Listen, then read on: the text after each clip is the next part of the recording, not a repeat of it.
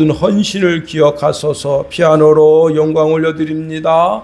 교회를 청소함으로 영광 올려드립니다. 식사를 공개함으로 영광 올려드립니다. 차량으로 영광 올려드립니다. 강대상의 화분으로 영광 올려드립니다. 또한 음료로 영광 올려드립니다. 하나님이 모든 것 다 흠양하시고 복 받을 근거로 여겨주시며 복에 복을 더하시고 지경의 털을 비시며 환난이 없게 하시고 그 믿고 간구하는 대로 하나님께 응답받는 심령 다 되게 허락하여 주시옵소서. 또한 이제 우리가 주의 말씀을 묵상하려 하는데 하나님 깨달아 하는 지혜가 있게 허락하여 주옵소서. 이 말씀이 내 발의 등이 되게 허락하소서. 예수님의 이름으로 축복하며 기도하옵나이다. 아멘. 이 한 시간 하나님의 은혜가 더 풍성하게 임하기를 예수님의 이름으로 축원해 드립니다. 여호와를 크게 즐거워하는 자의 복, 그런 제목 가지고 말씀을 살펴보겠습니다. 천재는 노력하는 사람을 이길 수 없고 노력하는 사람은 즐기는 자를 이길 수 없다. 이런 말을 한 번쯤은 들어보셨으리라 생각합니다. 다시 말하면 자신이 즐기는 것이 자신의 미래를 결정한다 하는 겁니다. 사람마다 좋아하는 것이 다 다르죠. 자전거 타는 거 좋아하는 사람은요, 어제 그제 비가 많이 왔잖아요. 그렇게 비가 오는데도 그 비 속에 자전거를 탑니다. 자기 운동량을 채운다. 심지어 어떤 이는 서울에서 자전거를 전철을 싣고 와서 의암호 한 바퀴 돈다 하는 겁니다. 술 좋아하는 사람 보세요. 그 발길이 어느새 술집을 향하고 운전대가 어느새 술집으로 향해서 그 주차장에 주차하고 결국은 어떻게 되죠? 술 좋아하는 사람은 패가 망신한다. 음주운전해가지고 결국은 경찰서 들락날락거리고 참 불쌍하게 되는 거죠. 쾌락을 좋아하는 사람 어떨까요? 희한하게 마약을 살 수 있는 곳, 즉 구매할 수 있는 곳을 온 세상을 다 뒤지고 다닙니다. 그리고는 마침내 그 마약을 구매하고 인생을 망치게 됩니다. 도박 좋아하는 사람, 미사리 그 경정대회가 있는데요. 야, 대단합니다. 미사리 경정대회 한 번 오고 가는, 1일 오고 가는 돈이 21억이 오고 가고요. 1년에 1,000억 이상의 돈을 벌어들인다 하는 겁니다. 결국은 도박 좋아하는 사람은 어떻게 해야죠? 자기 아내까지, 자기 자식까지 다 팔아먹는다는 겁니다. 여러분 공부를 좋아해 보세요. 공부 좋아하는 사람은요, 공부를 통해서 뭐든지 될 수 있습니다. 학자가 되기도 하고 법률가가 되기도 하고 약사가 되기도 합니다. 친구가 고등학교 2학년 때까지 놀고 먹고 놀았대요. 그런데 어느덧 보니까 자기가 고3이다. 그래서 그때 친구 관계, 놀기 좋아하는 친구들과의 관계를 소원하게 하고는 그때부터 공부에 매진했습니다. 그래서 약대 가서 약사가 되었습니다. 친구들이 말하기를 공부를 썩 잘하는 것 같지는 않은데 집중력은 대단하다. 바로 공부를 즐기는 자의 복입니다. 한 학생이 이제 명문 고등학교에 들어가는데 머리가 하도 좋아서 초등학교 때부터 1등을 놓지를 않습니다.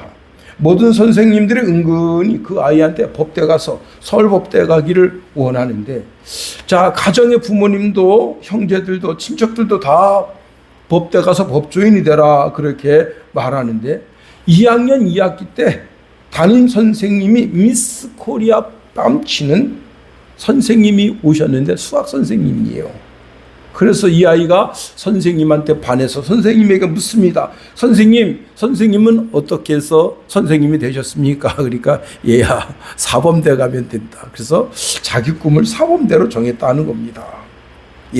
그런데요, 이 땅에 좋아하는 모든 것은 이 땅으로 끝난다는 겁니다. 고린도전서 15장 40절에 하늘에 속한 형체도 있고 땅에 속한 형체도 있으나 하늘에 속한 것의 영광이 따로 있고 땅에 속한 것의 영광이 따로 있다 말씀합니다.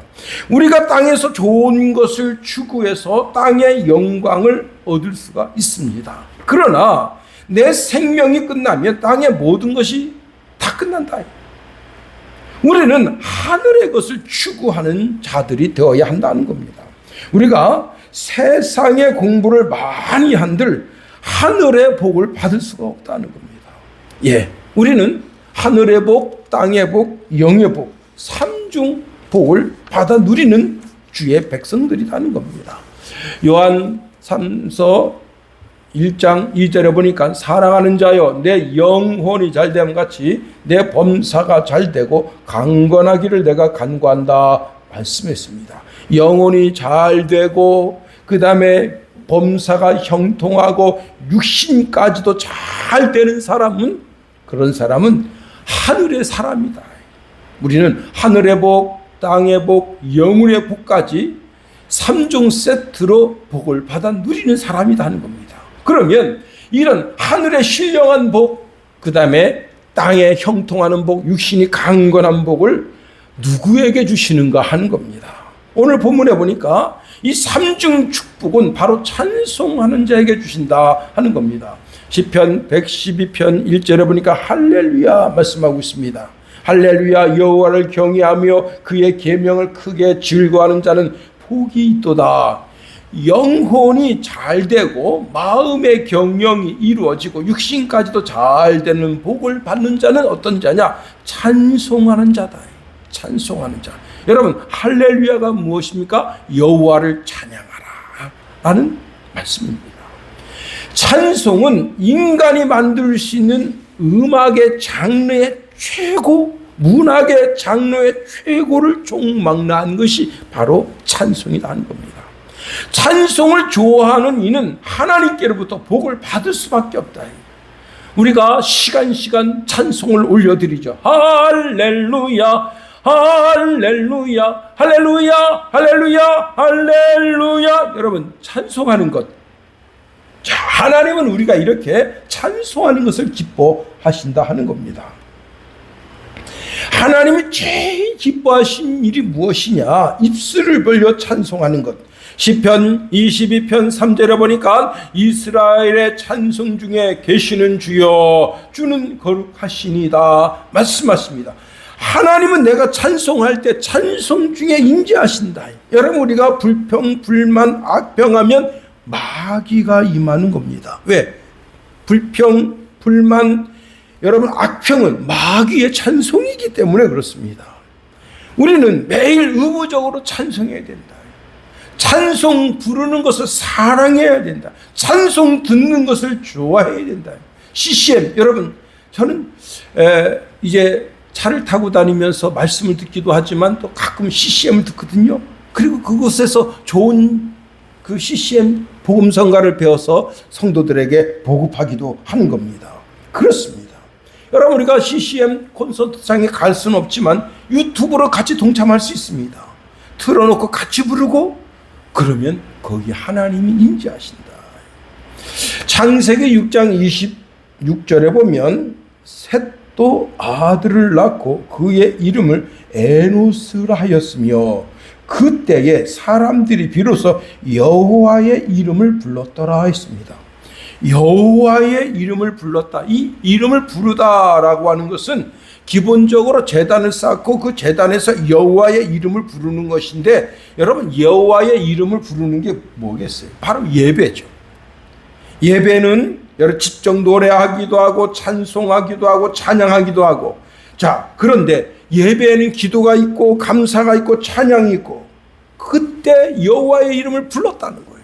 여호와의 이름을 부르니 그 셋의 가문이 거룩한 믿음의 계보가 되게 됐다는 겁니다. 그런데 가인은요, 에덴 동쪽으로 가서 자기를 위로하는 음악 장르를 만든, 그게 세상 음악이에요. 세상 음악 첫날 만날 부른들 거기는 사탄이 임하는 것뿐이다. 그렇습니다. 여호와의 이름을 부른다는 것은, 자, 여호와 하나님을 경외한다. 여호와 하나님을 높이기를 좋아한다. 여호와 하나님을 예배하는 것을 좋아한다. 그렇습니다. 여러분, 웨스트민스터 소요리 문답 제1문에는 성도가 사는 목적에 대한 정의를 하고 있습니다. 이렇게 질문하고 있습니다. 사람의 제일되는 목적이 무엇입니까? 답은요, 사람의 제일되는 목적은 하나님을 영화롭게 하고 영원토록 그를 즐거워하는 것입니다. 말씀하고 있습니다.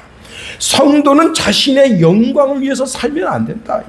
오직 하나님의 영광만을 위해서 살아야 된다. 그래서 너희가 먹든지 마시든지 무엇을 하든지 다 하나님의 영광을 위해서 하라 하는 겁니다. 예배도 기도도 봉사도 일상 내가 직장 생활하는 것도 하나님의 영광이 되게 하기 위해서. 여러분, 내가 직장에 가서 여러분 사기나 치고 거짓말이나 하고 그러면 하나님께 영광 되겠습니까? 정직과 성실로 준행하고, 야, 그 사람 진짜 백이야. 그럴 때 야, 저 사람이 저렇게 진짜 백이 삶을 사는 이유가 뭐지? 보니까 하나님의 사람이다. 그럴 때 하나님께 찬송이 되는 거죠. 그렇습니다. 여러분, 하나님은 단지 섬겨야 할 뿐이 아니라 우리는 가장 큰 기쁨을 그분에게, 영광을, 존귀를 그분에게 드려야 됩니다.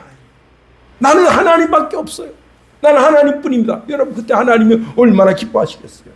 시편 73편 25절에 보니까 하늘에서는 주 외에 누가 내게 있으리요, 땅에서는 주밖에 내가 사모할 이 없나이다. 그렇습니다. 우리는 돈을 위해 살지 않습니다. 자신의 명예를 위해 살지 않습니다. 나의 자녀가 잘 되라고, 그저 행복하라고 그렇게 살지 않습니다. 오직 하나님의 영광을 위해서 사는 겁니다. 하나님의 부르심의 참 목적, 그것을 위해서 사는 것, 하나님의 찬송이 되기 위해서 사는 것. 그럴 때 하나님께서 여러분 영혼의 복, 마음의 복, 육신의 복, 그 모든 것을 허락해 주신다 하는 겁니다. 두 번째로 하나님의 말씀을 크게 즐거워하는 자에게 복을 주신다. 여러분, 시편 1편에 이렇게 말씀하고 있습니다. 복 있는 사람은 악인들의 꾀를 따르지 아니하며 죄인들의 길에 서지 아니하며 오만한 자들의 자리에 앉지 아니하고 오직 여호와의 율법을 즐거워하여 그의 율법을 주야로 묵상하는도다. 그는 시냇가에 심은 나무가 철을 따라 열매를 맺으며 그 잎사귀가 마르지 아니함 같으니 그가 하는 모든 일이 다 형통하리로다 말씀하고 있습니다. 여호와를 크게 즐거워하는 자의 복이 이와 같다는 거예요. 어떤 분이 이제 미장원에 가서 잡지책을 보는데 좋은 남편 분별법 10가지가 나와 있습니다. 그래서 가만히 그걸 읽어보니까 자기 남편에게 해당되는 게 하나도 없더래요. 야, 지금까지 내가 남편을 존경하고 남편이 최고라고 생각하고 살아왔는데 내가 잘못 살았구나. 그때부터 남편이 미워지고 남편이 말하는 것마다, 남편이 집안에서 행동하는 것마다 다 눈에 가시가 돼서 결국은 이혼했다 하는 겁니다. 그 잡지책, 쓰레기책 보고. 세상 잡지는 남편을 쓰레기라고 말하는 겁니다. 그러나 성경은 남편을 존경하고 사랑하고 심지어 경외하라고까지 말씀하고 있다는 겁니다. 세상의 기준으로 사람을 보면 좋은 사람 한 사람도 없습니다. 이런 부분이 부족하고 저런 부분이 부족하고 다 부족한 것뿐인데 서로 맞춰가며 살아가는 거죠. 근데 오늘 본문의 말씀에 보면 하나님의 말씀을 크게 즐거워하는 자는 복이 있다, 그렇게 말씀하고 있습니다. 1절 말씀 자세히 보세요. 1절을 한번 다 같이 읽어볼까요? 1절 시작. 할렐루야, 여호와를 경외하며 그의 계명을 크게 즐거워하는 자는 복이 있도다. 여러분, 우리가 하나님의 말씀을 즐거워하되 크게 즐거워하게 되기를 축원해 드립니다. 여기 크게라고 하는 말 뜻이 뭐냐면 관솔이 타오르는 것에 기인했습니다. 그럼 관솔이 뭐냐? 여러분, 소나무가 썩으면 그 속에 순 기름 덩어리 나무가 있어요. 그걸 관솔이라 하는데, 관솔은 송진 덩어리 엉긴 것이다 하는 겁니다. 자, 소나무 그 자체는 불이 잘 붙는데 소나무 가지 옹이에 기름이 있습니다. 그런데 그 기름이 엉겨서 그 밑에 이렇게 땅 뿌리에 그게 있는데 그걸 갖다가 어떻게 하는가 하면 불쏘시개를 사용하는 겁니다. 예. 그런데 이 크게 즐거워하는 자, 크게라는 단어를 명사로 사용할 때는 많음, 힘, 풍부 이렇게 사용하는데 이걸 부사로 사용할 때가 있습니다. 부사로 사용할 때는 굉장히 엄청나게 매우 대단히라는 뜻으로 사용한다는 겁니다. 그럼 이 단어를 사용한 성경 구절이 구약에 있느냐? 있습니다.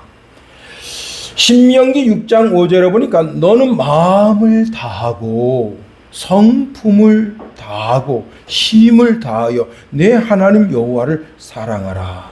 예, 너의 모든 힘을 다하여 라는 뜻입니다.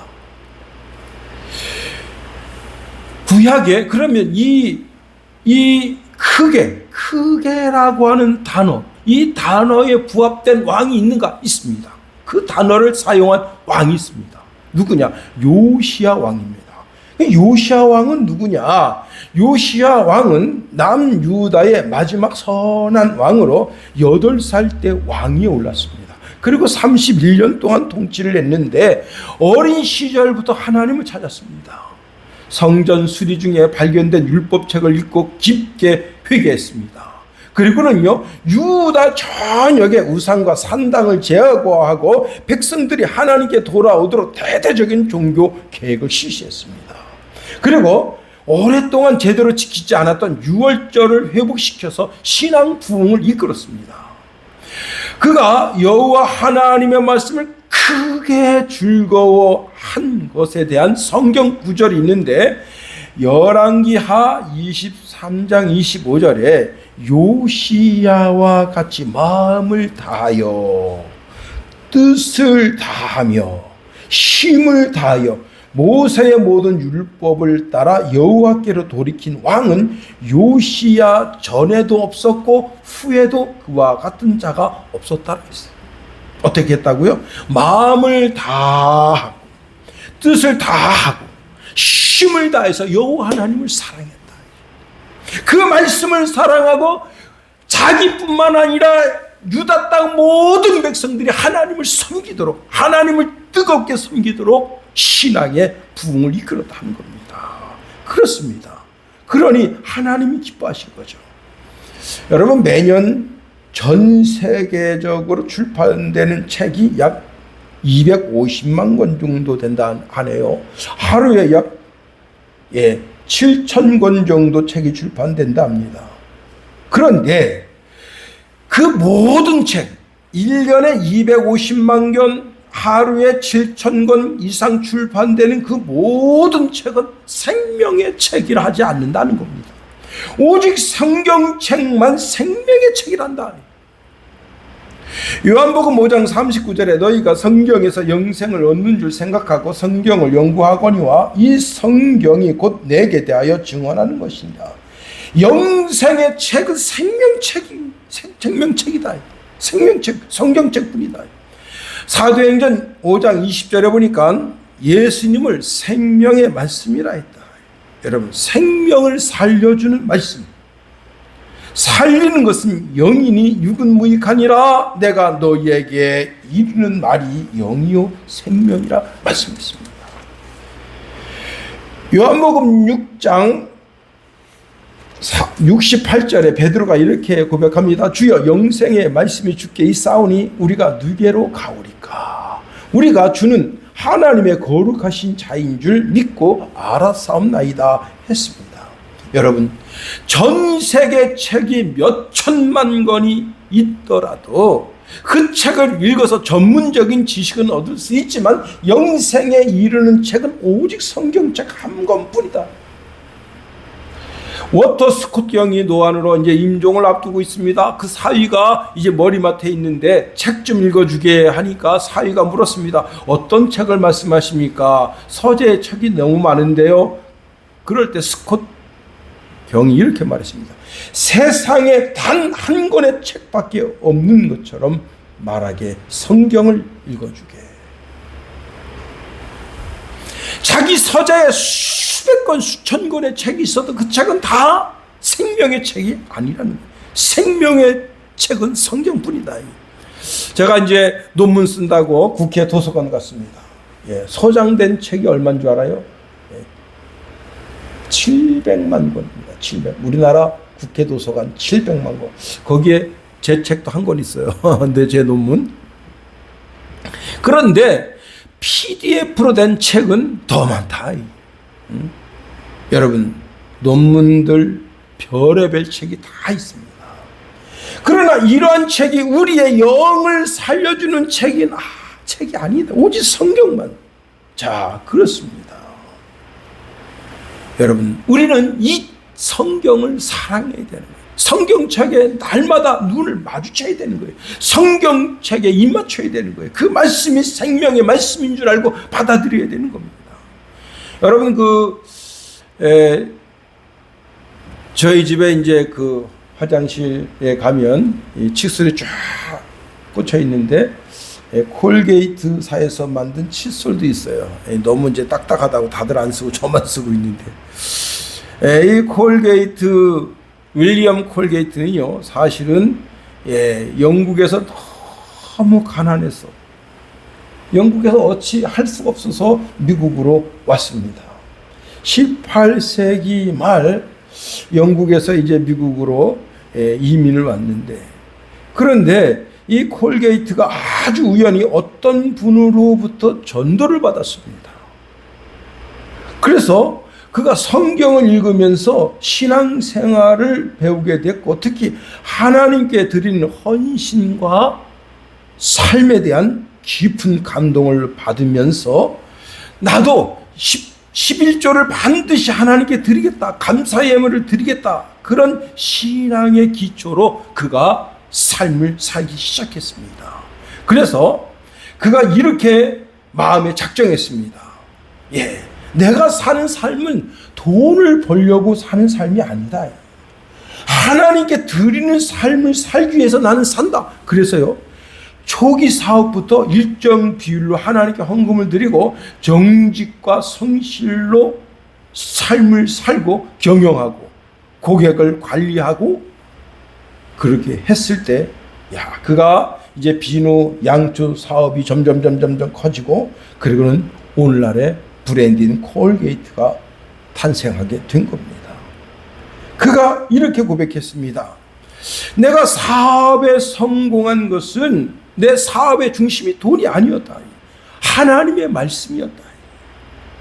그는 이렇게 자주 말했다고 합니다. 성경은 내 인생의 경영 지침서다. 그렇습니다. 여러분, 하나님의 말씀을 사랑하고 그 말씀대로 살려고 몸부림치는 자,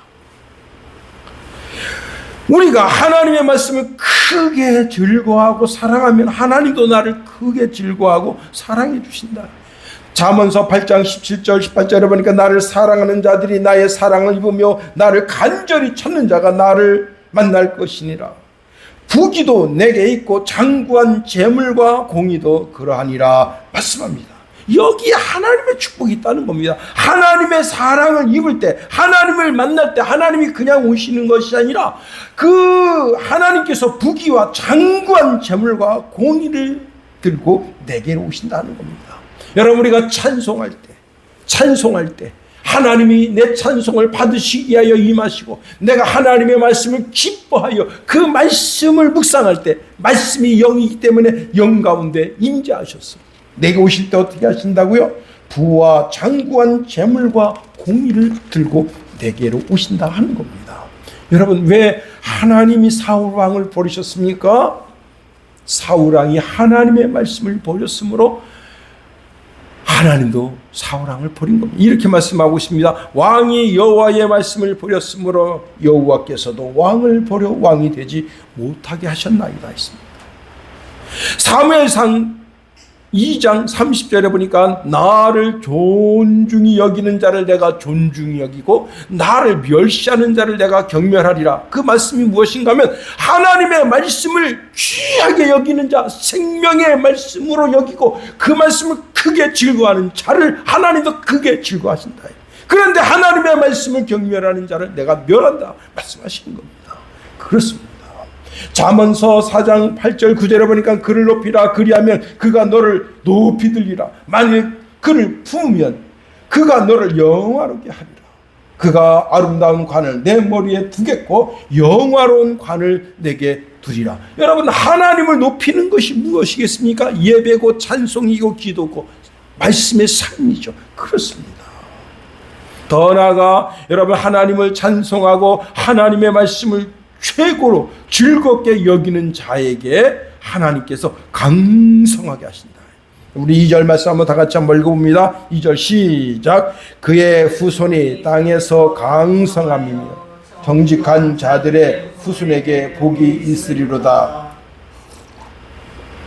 여기 강성함이라고 하는 것은 강력하다, 능력이 있다, 위대하다라는 뜻입니다. 찬송하면서 하나님을 경외하면서 그 말씀을 자신의 삶에서 기뻐하며 그 말씀을 지키는 삶을 사는 그리스도인들에게는 하나님은 그를 강력하게 능력 있게 위대하게 해주신다 하는 겁니다. 자신이 태어났는데 부모님이 돈이 많아요. 돈도 능력이다, 권력이다. 그러나 세상에 돈의 힘이 그렇게 오래가지 못합니다. 권력이 그렇게 오래가지 못합니다. 지금은 이재명 정부 시대라. 근데 여러분 벌써 1년 지났잖아요. 이제 앞으로 4년 지나면 끝이에요. 또 지금 뭐 여론이 좋지 않아서 투표 문제로 인해서 또 조기 하야할 수도 있는 거예요. 여러분, 그렇게 자꾸 대통령이 조기 하야하는 것은 좋은 것은 아닙니다. 그가 좋은 대통령이든 나쁜 대통령이든 우리 그것을 분별하는 사람들이 아니라 그가 끝까지 임기를 끝까지 마칠 수 있도록 위해서 기도해야 되는 거예요. 이것이 하나님의 백성된 본분입니다. 여러분, 자, 그런데 여기서 아주 중요한 것이 무엇이냐? 여러분, 세상의 권력이 아무리 강한 것 같아도 10년 넘지 못한다. 세상의 능력은 다 그 끝이 추락이다. 그런데 하나님을 의지하는 자는 날마다 하나님의 능력과 권세로 강해지게 하신다는 겁니다.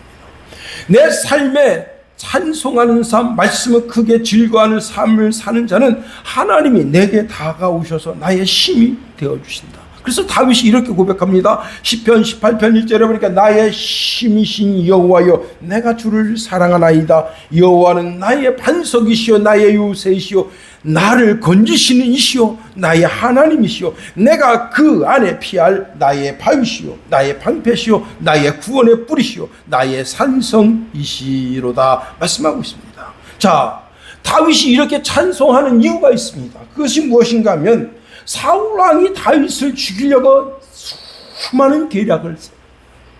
그런데 그 계략 속에 절박한 상황 속에도 있었지만 하나님께서 번번이 그 사탄의 올무에서 벗어나게 해 주셨다 하는 겁니다.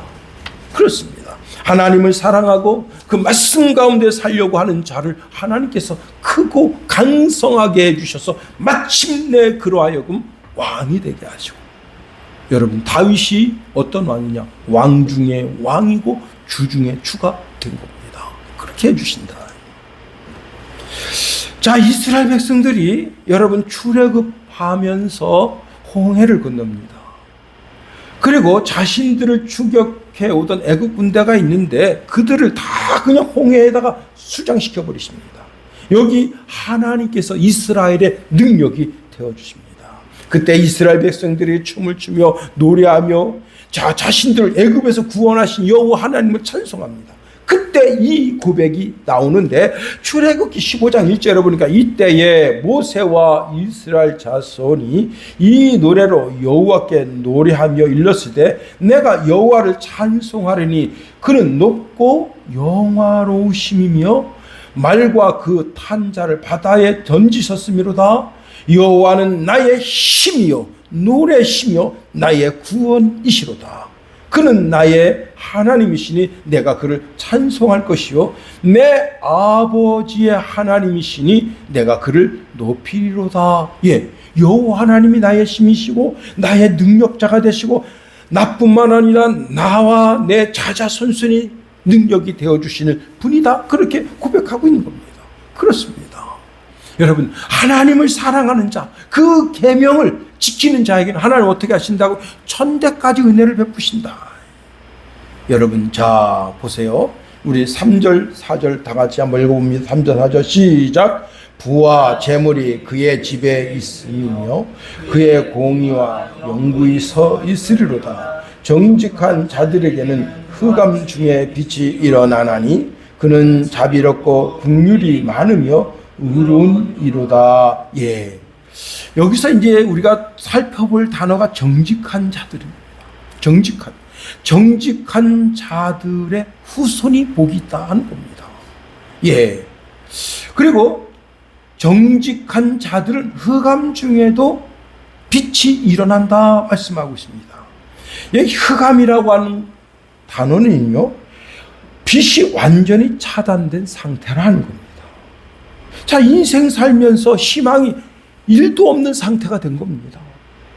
여러분, 아주 극심한 고난, 질병, 재정적인 위기, 사방팔방 가로막혀서 절망적인 상황입니다. 그런 절망적인 상황 속에서 우리가 어떻게 한다고요? 하나님을 찬송하고 하나님의 말씀을 크게 즐거워하고 여호와 하나님을 예배하는 그런 삶을 사는 자에게 하나님께서는 그 인생을 가장 지륵 같은 어둠 속에서 빛이 일어나는 그런 은혜를 베풀어 주신다 하는 겁니다. 여러분, 쥐 있잖아요. 쥐. 과학자가 쥐 가지고 실험을 하는데, 여러분, 그 물에다가 쥐를 빠뜨려요. 그러면 쥐가 막 거기서 허우적허우적 되는데 몇 분 만에 빠져 죽는가 보니까 15분 만에 빠져 죽습니다. 그 다음에 두 번째 다시 실험을 합니다. 어떤 실험을 하는가 하면, 이제 그 똑같은 물통에다가 쥐 5마리를 넣고 이제 쥐를 놔두고 그 안에서 쥐가 그냥 발버둥 치는데 한 15분 만에 죽었으니까 14분쯤 돼서 그 쥐를 딱 건졌습니다. 그리고 이제 쉬게 한 다음에 다시 그 물통에 넣었더니 어떤 일이 벌어졌느냐, 그 쥐가 그 속에서 60시간 이상 헤엄치고 살았다는 겁니다. 왜? 누군가는 건져줄 것을 기대하는 거죠. 여러분, 세상의 희망도 그렇게 사람을 정말 역동적으로 만든다는 겁니다. 그런데 성도는 하나님이 계시다. 성도가 아주 절망적인 위기를 만납니다. 나를 도울 자가 전혀 없습니다. 그런 가운데 우리가 찬송하며 나가고 기도하며 나가고 하나님의 말씀을 100% 신뢰하며 나가면 하나님께서 그 인생을 거기서 건지신다. 여러분, 바울과 실라가 2차 선교 여행 중에 빌립보 성에서 복음을 전하다가 귀신 들린 그 여종을 고쳐준 일로 인해서 교도소에 들어갔는데, 여러분, 참 그 교도소에서, 여러분, 이 사람들이 자기 지역 사람들이 아니라고 바울과 실라를 막 얼마나 험하게 달았던지 그 옷이 다 찢어지고 전신에 상처 투성이고, 그리고 여러분, 그 몽둥이 찜질을 당해가지고 얼마나 몸이 아픕니까? 그리고는 발에, 손에, 목에 착고가 채워졌습니다. 예, 아주 중범죄자로 취급받는 거죠. 자, 그런데 이 두 사람이 그 깊은 밤에, 여러분, 그 전신이 맞아서 얼마나 아파요. 응? 제가 이제 어제 사실 약간 감기 기운이 있었어. 야, 근데 약간 그 감기 기운이 있으니까 참 몸이 굉장히 괴롭더라고. 그 조금 감기 기운 때문에 밤에 밤잠을 설친 겁니다. 그런데 이건 그런 게 아니야. 이건 흠뻑 두들겨 맞은 거예요. 그런데 그 두 사람이 어찌했는가 하면 사도행전 16장 25절에 보니까 밤중쯤 되어 바울과 실라가 기도하고 하나님을 찬송하며 죄수들이 듣더라 했어. 깜짝 놀랄 일입니다. 여러분, 깊은 밤 몸이 치료된 상태가 아니고 피투성이고 자유의 몸이 아닌 완전히 결박된 상태고, 여러분, 억울한 감옥 생활, 빛이 완전히 차단된 깊은 감옥 안에 들어가 있는 거예요. 그런데 거기서 어떻게 했다고요? 기도하고 찬송하고 하나님의 은혜를 감사했다. 그럴 때 어떤 일이 일어났습니까? 지진이 일어나면서 옥토 전체가 흔들리고 모든 문이 열리고 결박이 풀리고 쇠사슬이 풀리고, 그래서 간수가 자기가 지켜야 될 바울과 실라가 도망간 줄 알고 자살하려고 할 때, 여러분 그를 전도해서 빌립보 교회가 세워지는 역사를 이루게 됐다는 겁니다.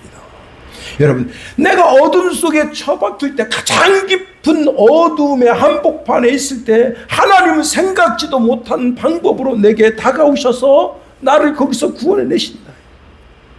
하나님이 나에게 축복을 들고 오시는데 그 축복이 무엇인가? 바로 여호와 하나님의 긍휼이다. 그래서 여러분 4절 하반절에 그는 자비롭고 긍휼이 많으며 의로운 이로다 말씀하고 있습니다. 내가 낙심해 있을 때 하나님은 그의 인자하신 성품으로 우리에게 다가와 빛이 되어주신다. 여러분, 요셉이 형들의 손에 의해서 물 없는 웅덩이에 빠집니다. 그 물 없는 웅덩이는 빛이 하나도 없어요. 깜깜한 그 자체입니다. 요셉이 거기서 이제 죽는구나, 여기 내 무덤이구나. 그리고 여러분 애절하게 형들에게 목숨을 구했습니다. 창세기 42장 21절에 그가 우리에게 애걸할 때에 그 마음의 괴로움을 보고도 듣지 아니하였으므로 이 괴로움이 우리에게 임하였도다 했습니다. 자, 그런데 신기한 일이 생깁니다. 빛이 전혀 없는 깜깜한 그 물 없는 웅덩이에 거기서 아무리 형들에게 소리쳐 본들 형들이 자기 소리에 콧방귀도 끼지 않고 이제 양 한 마리 잡아서 축제를 벌이고 있는 그런 상황인데, 요셉이 거기서 할 게 뭐 있겠어? 여호와 하나님을 찾는 거죠. 그 물 없는 웅덩이에서 쭉 내 아버지 하나님이, 내가 지금 이렇게 형들의 배신을 받아서 이 물 없는 깊은 웅덩이에 빠졌는데 저를 어찌하시려 하십니까? 그때 신기한 일이 벌어집니다. 여러분, 미디안 노예 상인이 거기를 지나가는 거예요. 노예를 끌고. 응? 그러니까 유다가 가만히 있다 보면 이 형제들이요 다 배다른 형제들이라서, 응? 이런 형제가 있어. 어떤 형제가 있는가 하면 칼을 먼저 쓰고 말을 나중에 하는 형제가 있어. 그런 형제가 어떻게 하겠어요? 요셉을 딱 칼로 찔러 죽이고 칼로 한번 쓱으면 그만이잖아. 그리고 말을 나중에 하는 거야. 어떤 형제는 이런 형제가 있어. 말을 많이 하고 행동을 안 하는 형제가 있어. 그런데 그 형제들 가운데 이사갈 같은 그런 형제는 먼저 칼을 쓴 아주 다급한. 그러니까 유다가 저를 여기서 끄집어내서 구원시켜야 되겠는데 어떡할까 하다가, 우리가 요셉을 이렇게 놔둬 본들 뭐 하겠나. 저기 상인들, 노예 상인을 거기다 팔아버리자. 그래서 은 20에 팔게 된 겁니다. 여러분, 가장 깊은 흑암 속에, 가장 깊은 절망 속에 거기서 하나님께서 빛을 일으키신다 하시는 겁니다. 여러분, 창세기 1장에 보면 하나님이 천지 창조를 창조하신 상태가 어떤 상태인가 하면 창세기 1장 2절에 보니까 땅이 혼돈하고 공허하며 흑암이 깊음 위에 있고 여호와의 영은 수면 위에 운행하시니라 말씀하고 있습니다. 혼돈과 공허와 흑암. 그런데 하나님이 말씀하십니다. 빛이 있으라 하십니다. 그러니까 한 방에 여러분 혼돈과 공허와 흑암이 한 방에 밀려가는 거예요. 그렇습니다.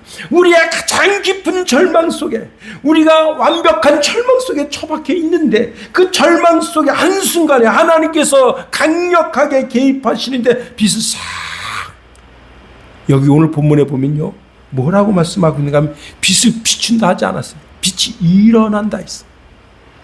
그런 역사가 있어지기를 예수님의 이름으로 축원해 드립니다. 그렇습니다.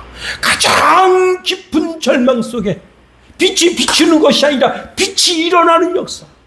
이게 무엇인가 하면요, 아침 해가 떠오르는 역사. 그 아침 해가 떠오르는 역사를 누가 막을 수가 있겠습니까? 장군이 막을 수 있나요? 왕이 막을 수 있습니까? 대통령을 막을 수가 있나요? 미국 트럼프가 막을 수 있습니까? 그 누구도 막을 수 없어요. 오늘 여호와를 찬양하고 여호와께 기도하고 여호와의 말씀을 내 인생의 최고라고 여기는 자에게, 그런 정직한 자에게 가장 깊은 절망 속에서 빛이 일어나게 하시는 역사가 있어지게 된다는 거예요. 그런데 여러분, 이 빛이 누구냐? 바로 예수입니다. 예수. 예수님은 영원한 생명의 빛이다. 이 어둠, 이 땅의 어둠을 밀어내러 오신 분이 예수님이시다. 요한복음 1장 9절에 보니까 참 빛 곧 세상에 와서 각 사람에게 비치는 빛이 있었나니 말씀하고 있습니다. 여러분, 우리 마음에 빛 되시는 예수님, 내 흑암, 완벽한 흑암, 가장 깊은 절망적인 흑암 속에서 빛이 일어나게 하시는 분. 요한복음 12장 46절에 보니까 나는 빛으로 세상에 왔나니 무릇 나를 믿는 자는 어둠에 거하지 아니하려 함이라. 요한복음 9장 5절에 보니까 나는 내가 세상에 있는 동안에는 세상의 빛이로다 말씀하십니다. 그렇습니다. 빛이 일어나는 역사. 그렇습니다. 가장 깊은 절망, 한 치 앞도 볼 수 없는 그런 속에서 빛이 일어나는 역사. 그 일어난 역사를 누구한테 주신다고요? 정직한 자. 하나님을 찬양하고 하나님께 기도하고 하나님의 말씀을 크게 즐거워하는 자에게. 그렇습니다. 더 나아가 예수님은 이제 너희가 세상의 빛이라 말씀하십니다. 이 세상에 절망 가운데 있는 자가 있어. 깊은 어둠 속에 갇혀 있는 자들이 있습니다. 그들에게 가서 그리스도 예수의 비출 사명이 우리에게 있다는 겁니다. 마태복음 5장 14절에 보니까 너희는 세상의 빛이라 산 위에 있는 동네가 숨겨지지 못할 것이요. 에베소서 5장 8절에 보니까 너희가 전에는 어둠이 되는 이제는 주 안에서 빛이라 빛의 자녀들처럼 행하라. 빌립보서 2장 15절에 보니까 이는 너희가 흠이 없고 순전하여 어그러지고 거스리는 세대 가운데서 하나님의 흠 없는 자녀로 세상에서 그들 가운데 빛으로 나타내며. 여러분, 이 세상의 어둠에 처박혀 있는 자들에게 빛으로 나타나야 할 사명이 우리 속에 있다 하는 겁니다. 그렇습니다. 이에 말씀을 마칩니다. 사랑하는 성도 여러분, 하나님을 찬양하는데 날마다 그 찬송이 여러분 입속에서 떠나지 않게 되기를 예수님의 이름으로 축원해 드립니다. 하나님의 계명을 크게 즐거워하는 그러한 믿음의 사람 되기를 예수님의 이름으로 축원해 드립니다. 뿐만 아니라 정직하고 성실하게 준행했어. 가장 깊은 절망 속에서도 빛이 일어나는 역사를 여러분 삶 속에서 경험하는 역사가 있어지게 되기를 예수님의 이름으로 축원해 드립니다. 기도하겠습니다. 하나님, 우리를 붙드시며 인도하소서. 주님의